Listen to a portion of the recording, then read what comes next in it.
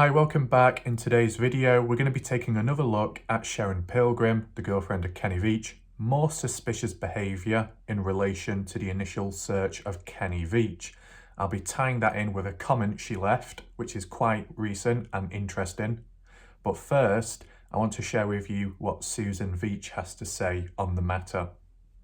So Susan's reply, she's talking about an article regarding Kenny Veach going missing. So she says, "Not sure if you had this, but this is the original news report of Kenny going missing. Look at the date, the 11th of the 22nd, 2014. And they say in the comments Kenny had been missing 10 days. Sharon said she reported him missing after a few days. Vicky and the family was upset. She waited over a week to contact them and file a missing persons report. Kenny would have a very slim chance of surviving 8 days without water.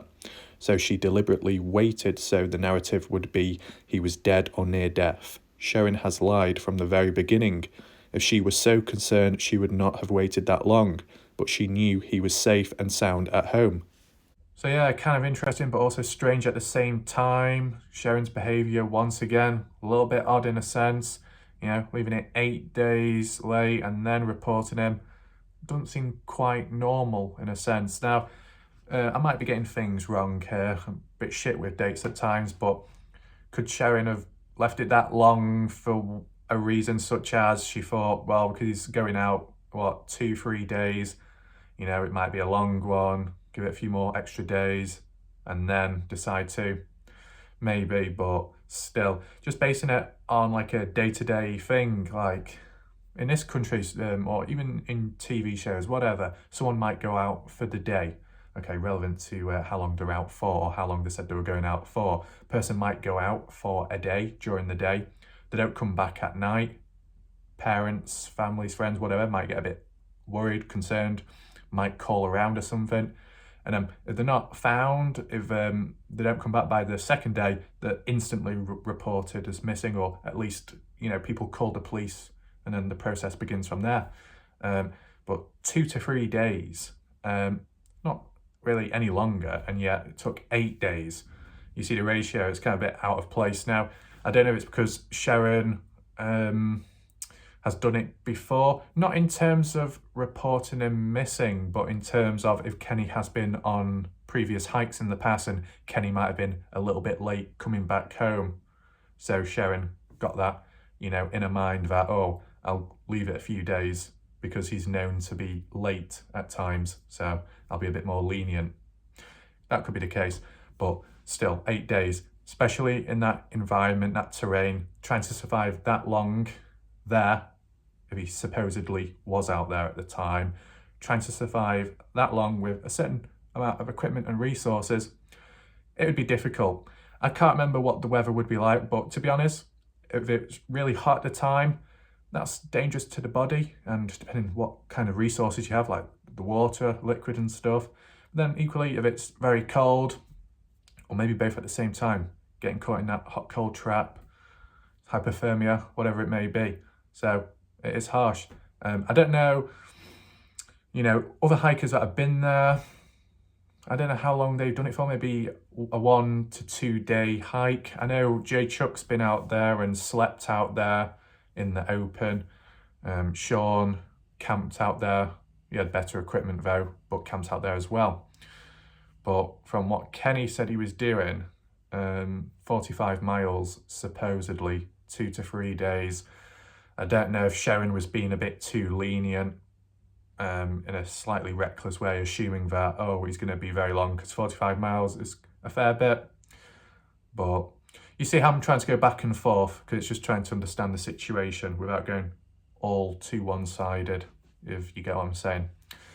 But I think when you take into consideration Sharon's previous behaviour and recent behaviour, what I covered in the last video, and you add it to this as well, just seems a little bit too strange.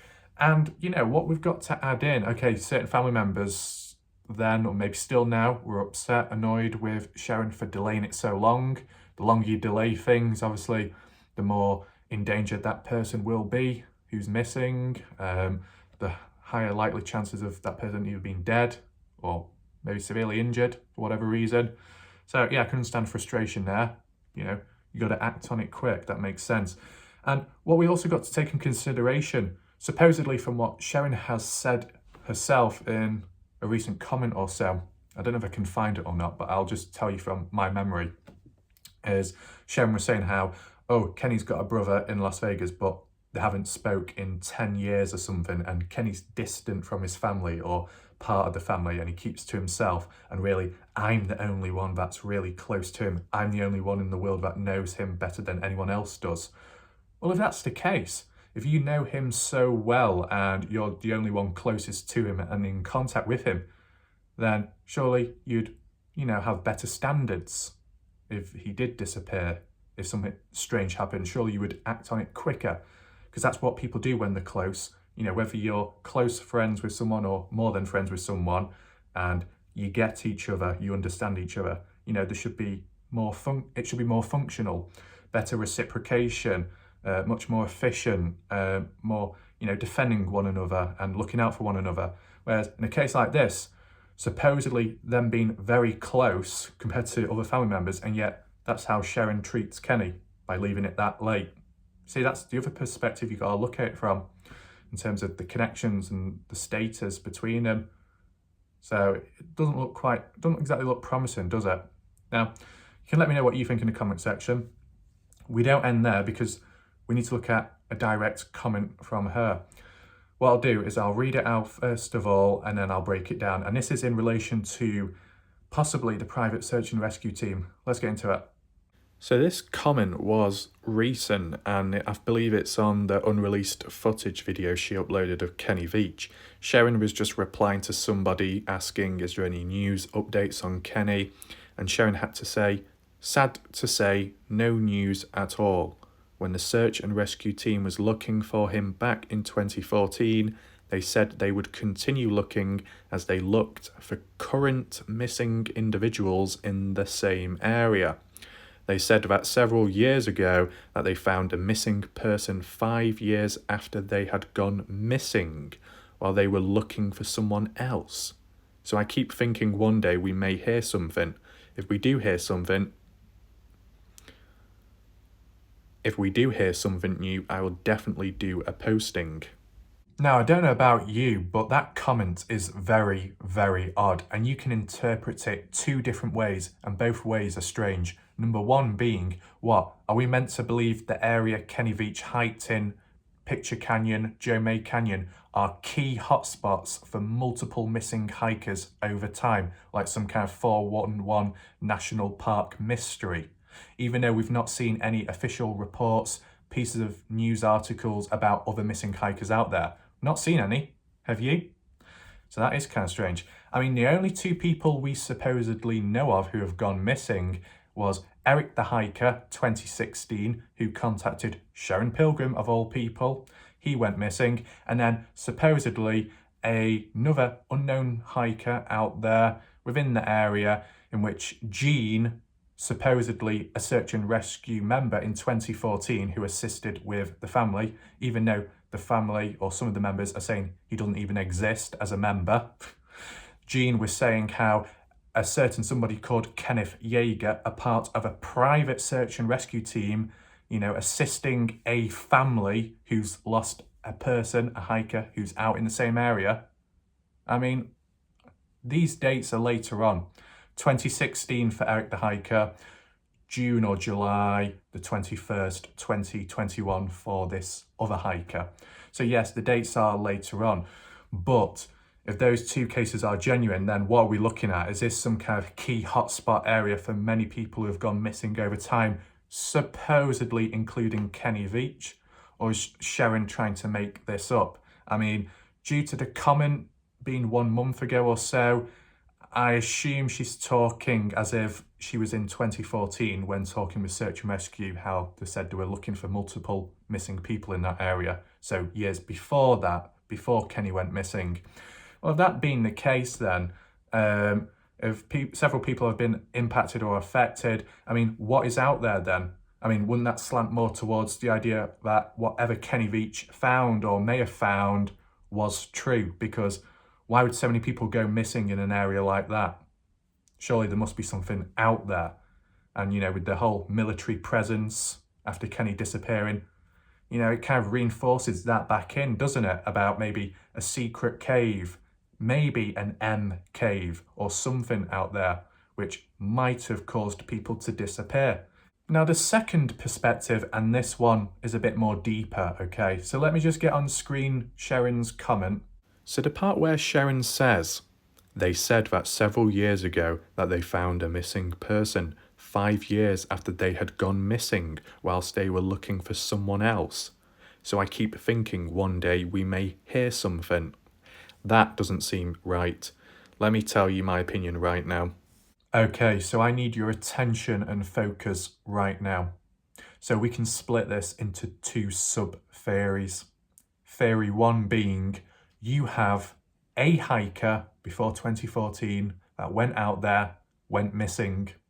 Then you have a secondary hiker that went looking for the original hiker. Both end up missing. Then many years on, the second hiker is found. Don't know if dead or alive, but is found. And then 2014, Kenny Veach, within that year, the original hiker, goes missing. And then a secondary hiker known as Eric the Hiker in 2016 goes looking for Kenny Veach. Eric too goes missing. Do you see the cycle and pattern emerging? It's like one person goes out, goes missing. So does another person, follows, tries looking for the original person, but they end up going missing too. So this is very weird, is it not? It's like some kind of human centipede. As one follows, they all follow. And they all end up in the same situation, missing. I mean, following that cycle, is that why someone went missing in 2021?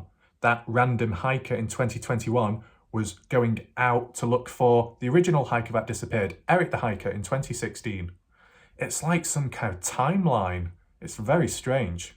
So the second sub-theory is what Sharon is getting at about a hiker eventually being found within the area Kenny Veach went missing is the sense that the same will happen to Kenny Veach at a certain point in time, because there is kind of a link in terms of the 5+ years missing and then found. I mean, Kenny Veach has been missing more than 5 years, but still there's similarities between both of those hikers. So could the same happen to Kenny Veach at some point? Because she said, oh, I sure hope Kenny's found as well eventually. There's that way. But is there a slightly more twisted, more complex way of looking at it, in that Sharon is secretly talking about Kenny Veach as that missing hiker who's been missing for 5+ years or so, in the sense that it's already happened, Kenny has already been found? Maybe. Or could you interpret it as, okay, a person's gone missing in that area where Kenny Veach was missing, but that hiker was found. Kenny has not been found. Surely you would think Kenny would be found if the original person was found in the same area. Or is it simply because Kenny Veach was never in that area to begin with and he was not in the desert whatsoever? You see what I'm getting at? It's a little bit complex, but you might understand it. You can let me know what you think in the comment section down below. So at the end of the day, strange behaviour by Sharon Pilgrim once again. I mean, on its own right, the idea that delaying reporting someone missing is very odd in itself, reducing the chance of that person's survival rate, considering how close they supposedly were, the fact that she was the only one that got him, knew him, and that other family members didn't reach out, or Kenny Veach didn't reach out to family members, other ones. You'd think she would have done more to support Kenny, or to at least assist in looking for him sooner than later. That's not the case. So that's odd in itself. But then you throw in that very, very strange comment by Sharon, hinting at the possibility that the whole area where Kenny was in is some kind of big place for people going missing all of a sudden, which I've never seen or heard of before, which is weird in its own right. Some kind of what? Weird human centipede cycle of they all end up in the same situation at the end of the day, missing. I mean, what is out there? You know, if that truly is the case, multiple missing people in the same area, then there's something must be dark going on there, where it's paranormal, military, equipment, caves, all kinds of dark stuff and classified things then, that being the case. Or interpreting it as the sense that Sharon is trying to play a game, like with the hot and cold thing, that what she's getting at is Kenny is alive, has been found, or, you know, was never missing to begin with. And who she's talking about is actually Kenny himself.